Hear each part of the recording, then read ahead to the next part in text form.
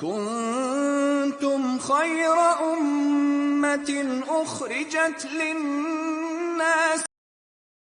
Apakah makna khilafah dalam arti sebenarnya menurut Islam sendiri? Karena seiring berjalannya waktu, makna khilafah semakin menurun dan tergerus oleh mindset negatif. Masya Allah. Bagaimana contoh kepemimpinan yang bagus diterapkan di Indonesia menurut pandangan Islam sendiri? Tapi kita lihat dulu bahasa khalifah atau khilafah. Khilafah itu sistemnya, khalifah itu tugasnya. Di Quran surah kedua Al-Baqarah ayat ke-30.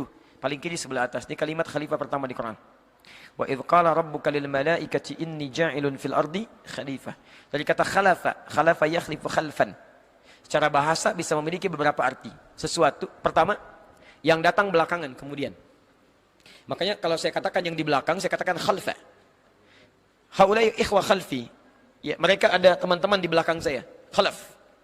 Generasi belakangan. Yang datang belakangan, yang awal-awal disebut dengan salaf. Salaf awal-awal. Khalaf belakangan. Baik. Jadi yang datang kemudian disebut dengan khalaf. Orang yang disebut khalif, tugasnya disebut khalifah. Kenapa disebut dengan khalifah? Karena manusia itu ketika dia dilahirkan kan saling menggantikan. Yang awal digantikan, awal digantikan sampai dengan kiamat. Adam meninggal digantikan setelahnya. Meninggal digantikan setelahnya. Saling menggantikan. Karena itu disebut dengan khalifah. Paham sampai sini? Yang kedua, kata khalifah juga bisa berarti sesuatu yang mengandung manfaat. Sesuatu yang bermanfaat. Yang menciptakan kebaikan. Turunan dari situ disebut dengan al-umru, batas usianya. Batasnya disebut dengan ajal, isinya disebut dengan umrun. Keadaannya disebut dengan ma'mur. Kata kerjanya amira, turunannya ya'mur. Baik. Khalifah yang membawa manfaat, bisa membangun. Karena itu ketika Adam diturunkan ke bumi untuk membawa ketenangan, kesenangan, kenyamanan, maka dikatakan oleh Allah, Adam, kamu dengan keturunanmu akan saling menggantikan. Tapi setiap yang hadir di bumi itu harus membawa manfaat dalam kehidupannya. Jadi kalau bicara yang bermanfaat, kalau menatap yang bermanfaat, kalau bekerja yang bermanfaat. Makanya semua bangunan yang dibangun oleh manusia itu harus membawa manfaat dalam kehidupan. Membawa manfaat, itu poinnya. Makanya disebut dengan khalifah. Karena itulah ketika kita diberikan batas usia, usia disebut apa? Bukan umur, ajal. Quran surah 7 ayat 34. Walikulli ummatin ajal, setiap umat punya batas usia, waktu. Fa idza jaa ajaluhum la yastakhiruna sa'ata wa la yastaqdimun. Kalau sudah tiba ajalnya enggak akan bisa maju, enggak akan bisa mundur. Nah, cara kita mengisi usia ini disebut dengan umur namanya. Di umur itu cara mengisinya, usianya disebut dengan ajal. Apa itu umur? Dari kata al-umru, sesuatu yang menghadirkan tadi manfaat, keberkahan, kebaikan. Jadi kalau sepanjang diberi umur, antum harus menghasilkan yang manfaat-manfaat, yang baik-baik. Jadi kalau ditanya misalnya umurnya berapa? 34 tahun. Maksudnya selama 34 tahun itu kebaikan apa yang sudah Anda hadirkan di muka bumi ini? Matanya berapa kali lihat yang baik? Mulutnya berapa kali lihat yang baik? Jangan-jangan anak 4 tahun sudah menghafal Quran. Mata buta, hafal Quran. Antum dikasih 40 tahun, 50 tahun, mata sehat, fisik kuat. Masih belum sempat hanya sekedar melihat mushaf. Antum butuh berapa tahun lagi? Alhamdulillah. Butuh berapa tahun lagi? Ayo berubah. Berubah. Jadi kalau antum sudah mendapatkan kebaikan, Masya Allah. Maka ketika pulang, enak. Dulu kami punya kawan namanya Ahmad Muzammil. Semoga Allah menyayangi beliau. Beda usia dengan saya kisaran 5-6 tahun lah. Saya sekarang 33, mungkin beliau 38. Ya, tapi sudah meninggal dunia. Kami mengasuh pesantren dengan nama yang sama. Saya dulu waktu pertama kali dari Libya ke Indonesia, mengasuh pesantren Al-Hikmah. Di Lebak Bulus, itu untuk penghafal Quran. Mahasiswa yang tinggal di sekitaran Jakarta Selatan. Supaya tidak tinggal di tempat yang kurang-kurang baik, ditampung di situ, gratis, menghafal Quran, dan Masya Allah. Ya, belajar di sekitaran Jakarta Selatan. Beliau Ahmad Muzammil, Allahu Akbar, mengasuh Al-Hikmah juga. Fokusnya tahsin. Tahsin. Saking sayangnya Allah kepada beliau, kisaran 2-3 tahun lalu. Bulan Sya'ban. Ba'da subuh, setelah sholat subuh. Nggak dapat Ramadan. Ya ayyatuhan nafsul mutmainnah. Irji'i ila rabbika radiyatan mardiyah. Wah, Ahmad Muzammil, pahala kamu sudah banyak. Setiap orang tahsin kamu dapat pahalanya. Enggak, setiap tahsin pahala mengalir. Setiap baca Quran 1 huruf 10 kebaikan. 10 kebaikan. At-Tirmidzi dalam hadis 2910. Man qara'a harfan min kitabillah falahu asyru hasanat. Siapa yang baca 1 huruf dari kitabullah, 10 kebaikan mengalir bagi dirinya. Setiap tahsin dapat. Sudah, kamu pulang. Adi Hidayat masih banyak dosanya, masih banyak kesalahannya. Dapat Ramadan dia, kamu tidak, pulang. Cuma dikasih bersin 2 kali. Hadsi. Ya ayat Tuhan nafsu mutmainnah. Indah pulangnya. Ahmad Muzammil bersin 2 kali, meninggal. Antum bersin berkali-kali tadi belum meninggal juga tuh.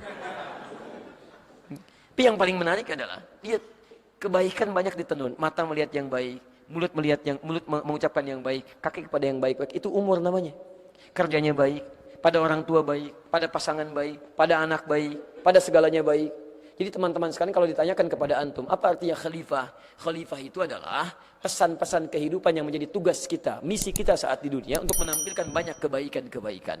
Wujudnya dua, ada kebaikan spiritual dalam wujud ibadah ritual, ada kebaikan sosial dalam hubungan muamalah dengan makhluk. Kebaikan ritual diukur berdasarkan takwa antum hubungan dengan Allah.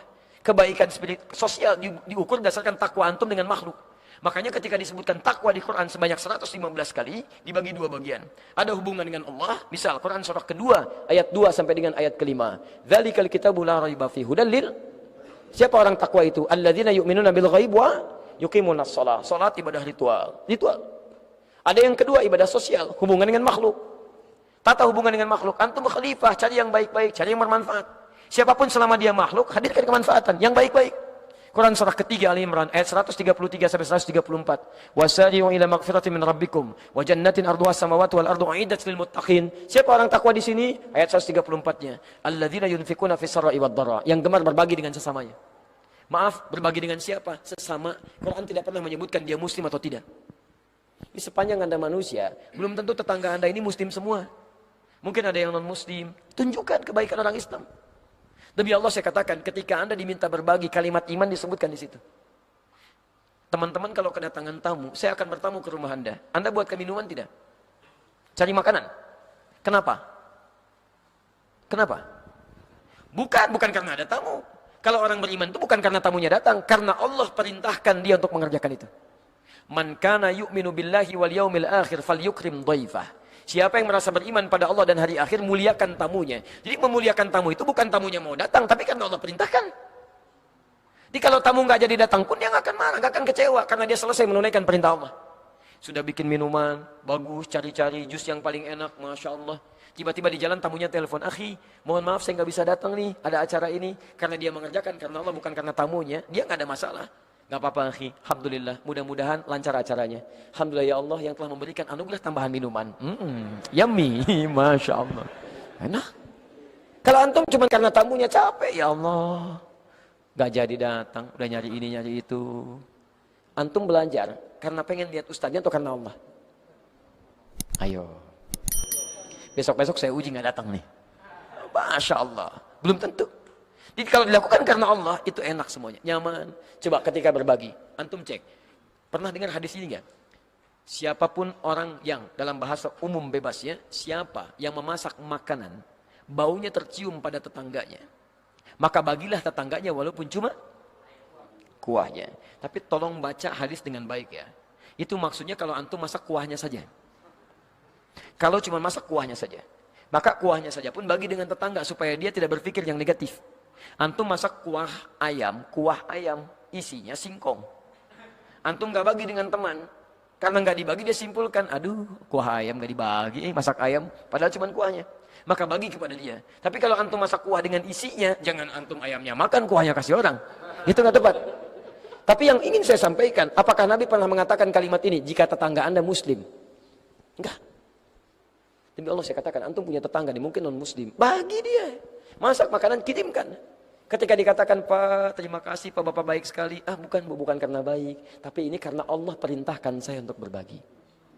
Begitu Anda sebutkan di lisan dengan kalimat Allah, maka itu jadi hidayah pada diri.